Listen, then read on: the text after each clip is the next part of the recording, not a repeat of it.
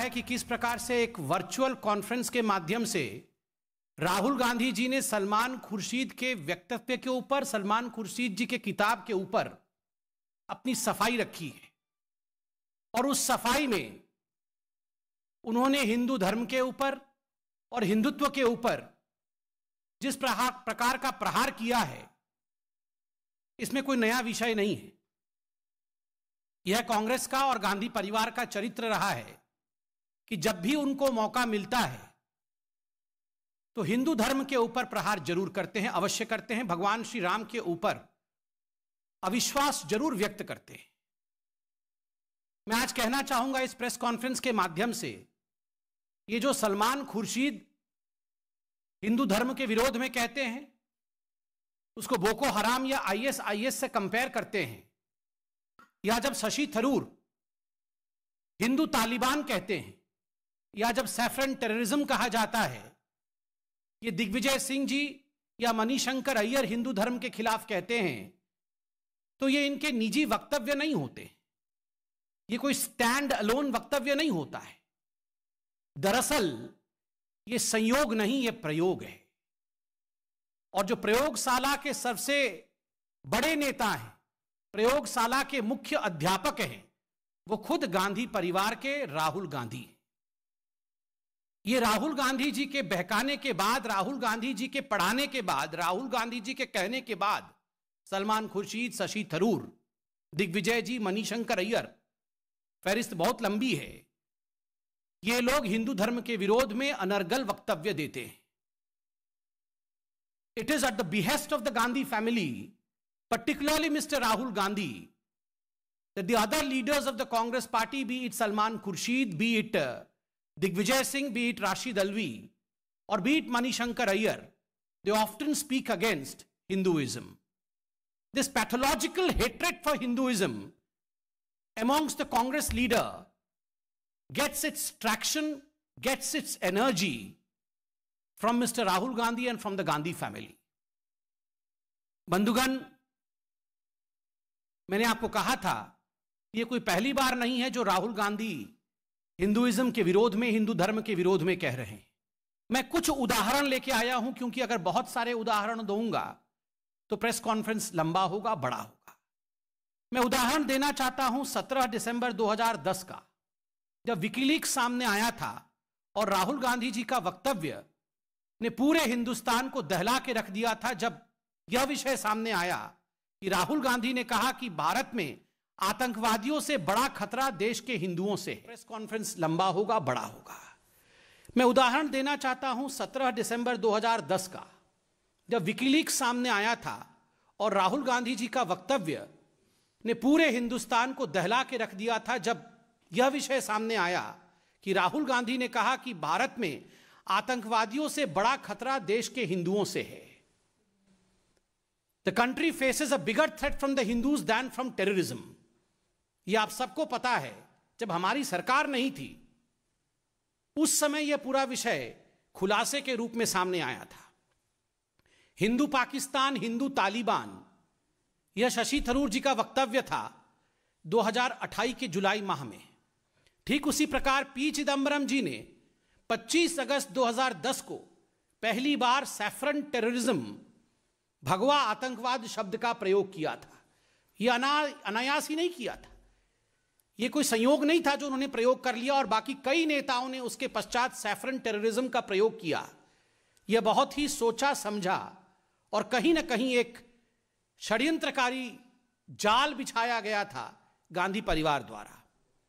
और हमें वो भी याद है जब हमने टीवी में डिबेट्स किए थे, क्योंकि इनकलाब नामक एक बहुत बड़े उर्दू अखबार ने राहुल गांधी जी का वक्तव्य छापा था, हां हम मुसलमानों की पार्टी है। ये सब बातें छुपी नहीं हुई हैं, ये जनता के सामने है। बंधुगण, मैं आपको यह भी याद दिलाना चाहूंगा, जब राहुल गांधी जर्मनी में जाते हैं और जर्मनी में उन्होंने किस प्रकार से भारत की मूल संस्कृति, भारत की सभ्यता के खिलाफ उन्होंने वक्तव्य दिया था। उन्होंने कहा था कि भारत में महिलाओं के खिलाफ जो अत्याचार होते हैं उसकी वजह भारतीय संस्कृति है। भारतीय संस्कृति के कारण महिलाओं के ऊपर अत्याचार होता है। आपको यह भी याद होगा कि एक ऐसा वक्त था जब राहुल गांधी जी ने कहा था, मंदिर जाने वाले लड़कियां छेड़ते हैं, और मैं लिख के लाया हूं, हिंदू धर्म में मंदिर जाने वाले लोग लफंगे होते हैं। राहुल गांधी इलेक्शन से ठीक पहले जाते हैं मंदिर, वो वोट मांगने जाते हैं, वो वोट की राजनीति करने जाते हैं, और यहां वो कह रहे थे मंदिर जाने वाले लफंगे होते हैं और लड़कियां छेड़ते हैं। दुख के साथ आपको यह भी याद होगा, यह वही पॉलिटिकल पार्टी है जो आज नफरत की बात कर रही है, विचारधारा की बात कर रही है। ये वही पॉलिटिकल पार्टी है 2019 के चुनाव से पहले भगवान श्री राम के मंदिर पर सुप्रीम कोर्ट में सुनवाई ना हो, उसके लिए भरसर प्रयोग किया था, उसके लिए भरसर प्रयास किया था। उनके पार्टी की तरफ से यह भी कहा गया था, जो उनके पार्टी के दिग्गज नेता हैं उनके तरफ से भरे अदालत में यह कहा गया था कि मिलॉर्ड, ये जो सुनवाई भगवान श्री राम के मंदिर के लिए हो रही है, इस सुनवाई को टाल दिया जाए, 19 के चुनावों के पश्चात ये सुनवाई हो। भगवान राम के अस्तित्व को लेकर किस प्रकार से सोनिया गांधी जी के पार्टी ने एक एफिडेविट दिया था जिसमें भगवान राम को काल्पनिक बताया गया था, यह भी हमसे अछूता नहीं है, यह भी हम जानते हैं। आज बड़े दुख के साथ मुझे कहना पड़ रहा है कि आपने कहा कि आपने उपनिषद पढ़े, राहुल गांधी जी ने उपनिषद पढ़े। राहुल जी, इस प्रेस कॉन्फ्रेंस के बाद छंदोग्य उपनिषद ऐसा नाम तक उच्चारित करके दिखा दीजिएगा। उपनिषद पढ़ा है आपने? हिंदुस्तान का कॉन्स्टिट्यूशन पढ़ लिया हो तो वही काफी है। हिंदुस्तान के कॉन्स्टिट्यूशन में, संविधान में यह प्रयोजन ही नहीं है कि हम वैमनस्यता फैलाएं। आपने आज जिस प्रकार से हिंदू धर्म और हिंदुइज्म के खिलाफ बोला है, this is against the basic tenants of Indian constitution. आपने ना ही भारत का संविधान पढ़ा है, और उपनिषद तो बहुत दूर की बात है। आप केवल उपनिषद के नामों को उच्चारित करिए, यही हमारे लिए बहुत होगा।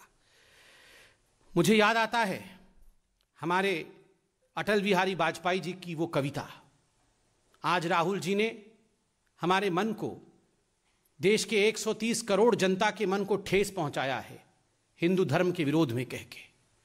उन्होंने कहा कि हिंदू धर्म के लोग दूसरों को मारते हैं, काट देते हैं, हम सिखों को, बाकी लोगों को मारते हैं। ये घृणक शब्द हैं, ऐसे शब्दों का प्रयोग नहीं होना चाहिए। राहुल जी, आपने शायद अटल जी की कविताएं नहीं पढ़ी होंगी राहुल जी, मगर हमारे परम आदरणीय अटल जी की कविता की एक पंक्ति में पढ़ के आपको सुनाता हूं। होकर स्वतंत्र मैंने कब चाहा है, होकर स्वतंत्र मैंने कब चाहा है, कर लूं सबको गुलाम, मैंने तो सदा सिखाया है करना अपने मन को गुलाम। गोपाल राम के नामों पर कब मैंने अत्याचार किया, गोपाल राम की नामों पर कब मैंने अत्याचार किया, कब दुनिया को हिंदू करने घर घर में नरसंहार किया। कोई बतलाए काबुल में जाकर कितनी मस्जिदें तोड़ी, भूभाग नहीं शत शत मानव के हृदय को जीतने का निश्चय। हिंदू तनवन हिंदू जीवन, रग रग हिंदू मेरा परिचय, रग रग हिंदू मेरा परिचय। सबका साथ, सबका विकास, सबका विश्वास, सबका प्रयास, यही है हिंदुइज्म, यही है सनातन धर्म, यही है हिंदू धर्म। सबको अपने आहोस में ले लेना, सबसे गले लग जाना, सबको लेकर चलना, यही हमारा विराट धर्म है। इसको मारने वाला, मरने वाला, इस प्रकार के शब्दों से अलंकृत करना उचित नहीं है राहुल जी। और राहुल जी, आपने आज अपने भाषण में नफरत वर्सेस प्यार की विचारधारा के विषय में बात कहा कि हम तो नफरत करने वाले लोग हैं और आप प्यार करने वाले लोग हैं। राहुल जी, आपसे एक निवेदन है, अब आपकी वर्चुअल रैली समाप्त हो गई होगी, जरा दो टूक प्यार भरी बातें G23 वालों से कर ले। बहुत टमाटर से मारा आपने कपिल सिब्बल जी को, थोड़ा सा बुला करके प्यार से चाय पिला दे। अभी हमने टेलीविजन चैनलों के माध्यम से देखा है, सचिन पायलट और गहलोत जी के बीच में सब कुछ ठीक नहीं है, उन दोनों को बैठाकर भी जरा प्यार की भाषा का प्रयोग करवाएं। वहां छत्तीसगढ़ में भी भूपेंद्र बघेल और सिंहदेव जी के बीच में सब कुछ ठीक नहीं चल रहा है, वहां भी प्यार फैलाएं। और सुबह सुबह ही आज हमने देखा नवजोत सिंह सिद्धू जी फिर से चन्नी जी के ऊपर हमला कर रहे थे, वहां भी प्यार की आवश्यकता है।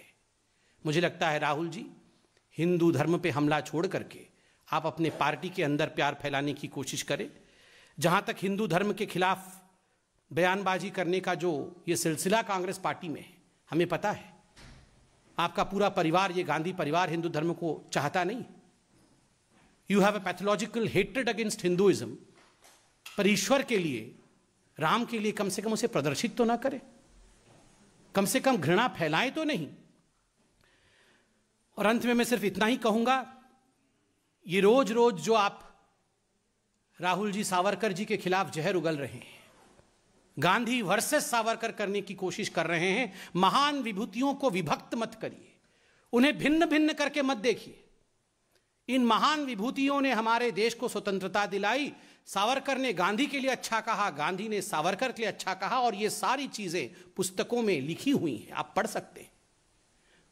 मुझे कष्ट होता है, आप महाविकास आघाड़ी उस सरकार के हिस्से में हैं, महाराष्ट्र में आपकी सरकार है, और सावरकर जैसे हिंदुस्तान के गौरव के ऊपर, एक मराठी मानुस के ऊपर, जिस मराठी मानुस ने पूरे हिंदुस्तान में अपने ओज के कारण, अपने वीरता के कारण नाम कमाया है, आप उस मराठी मानुस पर रोज हमला करते हैं।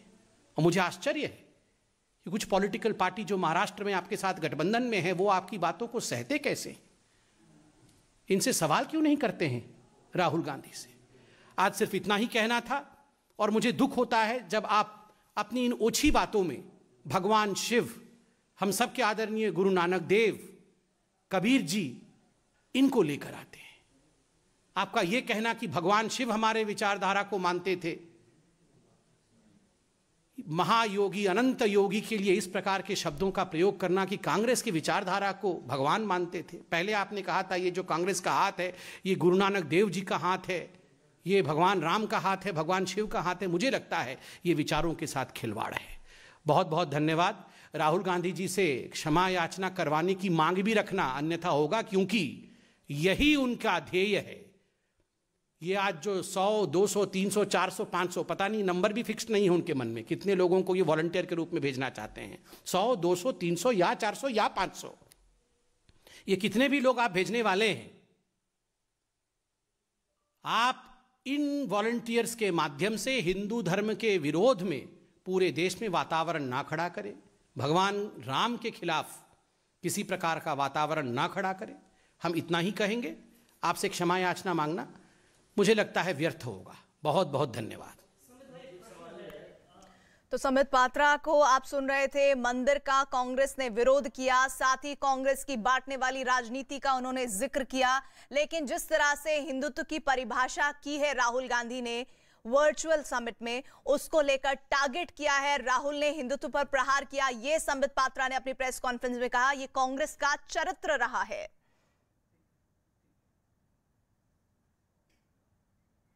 अनायास उनके मुख से या उनके नेताओं के मुख से हिंदू धर्म के खिलाफ शब्द नहीं निकल रहे हैं, विचार नहीं निकल रहे हैं। बहुत सोच समझ करके ये सारा आप देखिए एक क्रोनोलॉजी में हो रहा है।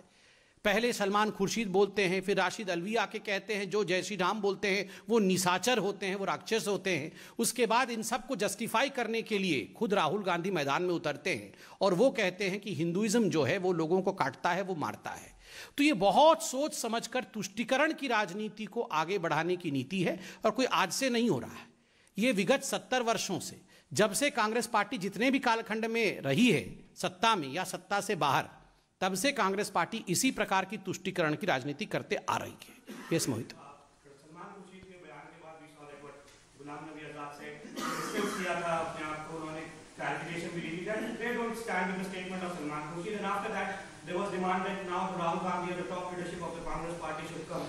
But then the statement of Rashid Alvi came, and then Rahul Gandhi in a way has supported what Salman Khurshid has said. He said that people who are beating Hindus, Sikhs and Muslims, they are following Hindutva. So you think that Congress... तो राहुल ने हिंदू धर्म पर हमला बोला है, ये संबित पात्रा ने कहा, और महान विभूतियों को न बांटे कांग्रेस। साथ ही वो ये बता रहे हैं कि जिस तरह से बीते दिनों सलमान खुर्शीद की किताब में हिंदुत्व की परिभाषा हुई, राशिद अलवी ने जो कहा वो अब पुख्ता होता है कि राहुल गांधी की what Salman Khurshid said. I would just put the corollary over here that in fact Salman Khurshid has endorsed what Rahul Gandhi has been saying since long. Remember, it was Rahul Gandhi who went to a foreign destination, probably London, And there he said, Sambit Patra का बयान, राहुल गांधी ने हिंदू धर्म का अपमान किया है, साथ ही राहुल ने हिंदुत्व पर प्रहार किया है, और एक बार नहीं ये कई बार उन्होंने किया है, और ये कांग्रेस का चरित्र रहा है। कांग्रेस ने भगवा आतंकवाद कहा, हिंदू तालिबान कहा, संयोग नहीं ये कांग्रेस का प्रयोग है। थरूर का जिक्र किया, जिन्होंने शशि थरूर ने तालिबान से तुलना की थी, और साथ ही उन्होंने अलवी ने जिस तरह से निशाचर से तुलना की है उस बयान का भी जिक्र किया।